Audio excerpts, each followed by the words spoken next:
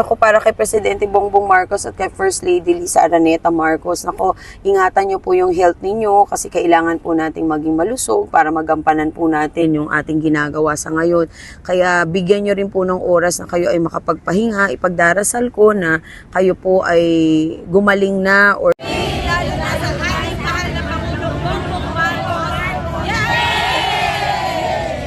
magandang umaga po sa ating mga kababayan. Hello, good morning. Nandito po ako sa Dolomite.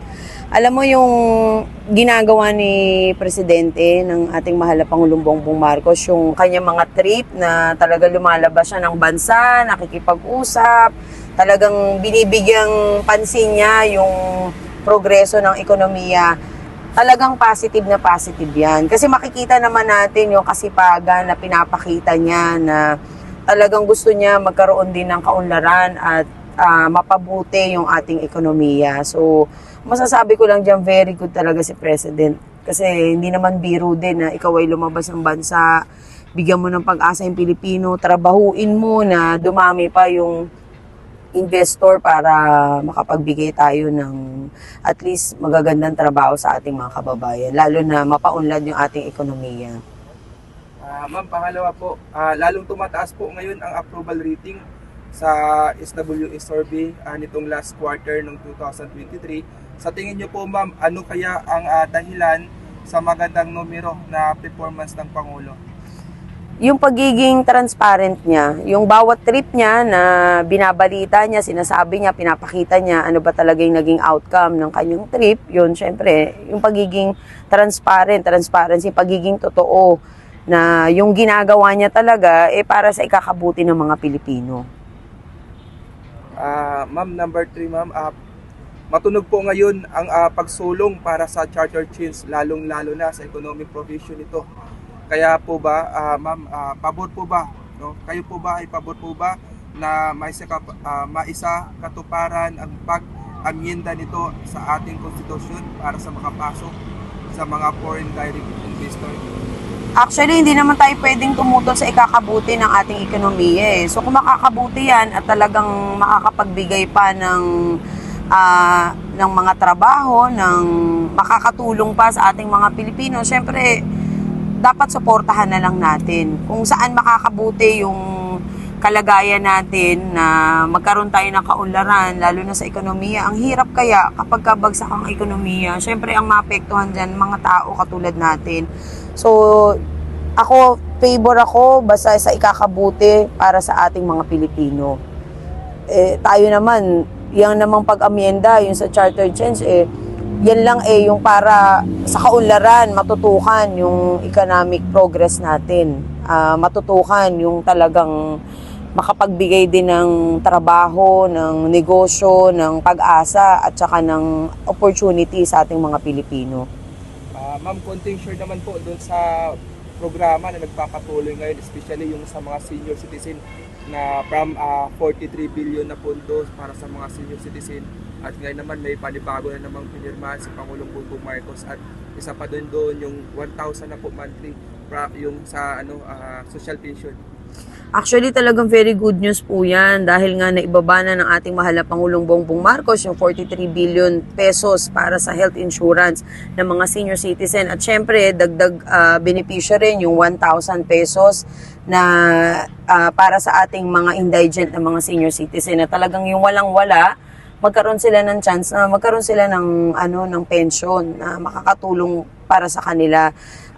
Syempre, unang-una masasabi ko lang dyan, ako naman ever since nag-umpisa sa online registration up to now, na natutuwa ako kasi umabot na ng 5 milyon ang mga nakarehistro ng mga senior citizen at patuloy pa natin itong gagampanan para lahat ng senior citizen ay masiguro natin na marehistro para yung kanilang 43 billion pesos ay talagang mapunta sa kanila direct. Dahil alam nyo naman, ang buhay ng isang senior citizen napakahirap.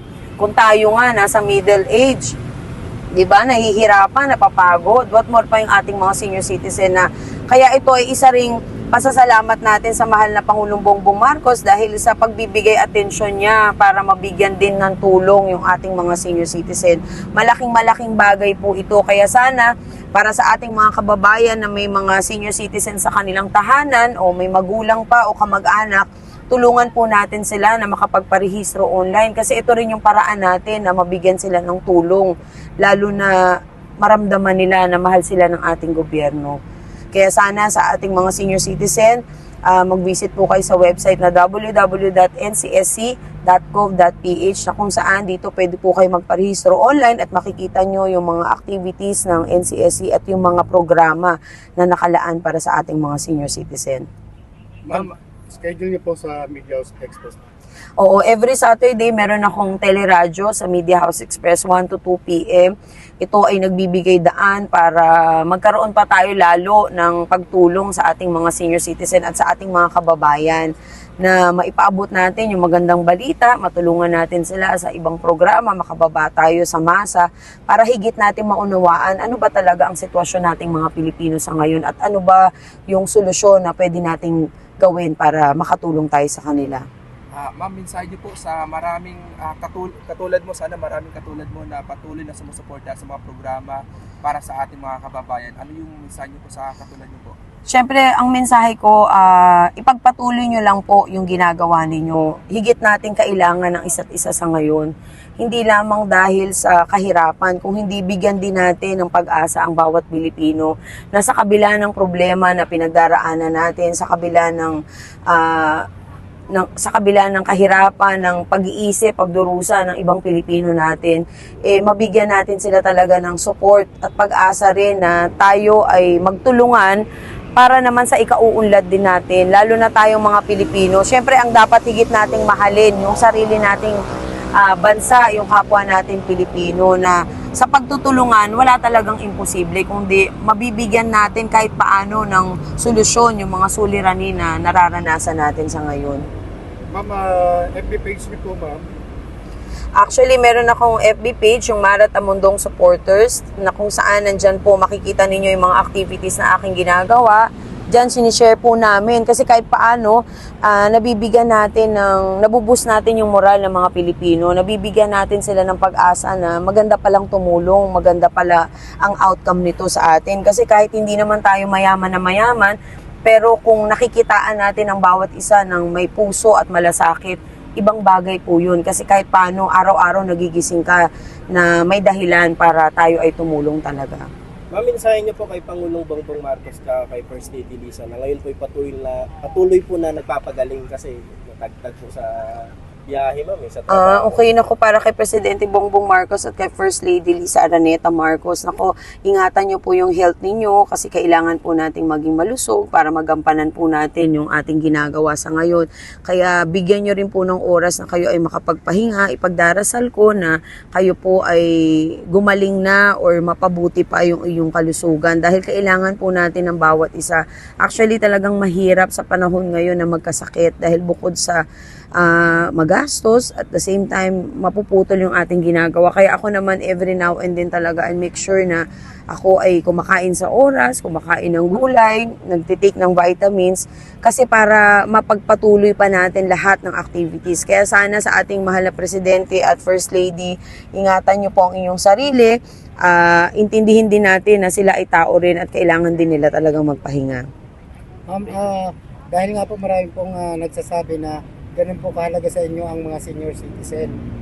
At kitang-kita naman po ang pagtulong po ninyo. Bakit ganun na lang po daw kahalaga sa inyo ang pagtulong? Siyempre, alam niyo, sa dami ba naman natin pinagdaanan, lalo na nung panahon ng pandemya, nakita natin kung gaano kahalaga ang bawat isa. Kaya itong pagkakataon na ibinigay sa atin, pangalawang pagkakataon, mahalaga sa akin na magampanan natin yung pagiging isang tunay na tao, na tayo ay makatulong talaga kasi yun ang kailangan natin sa ngayon. Thank you po, Thank you, ma'am. ma'am. Thank you.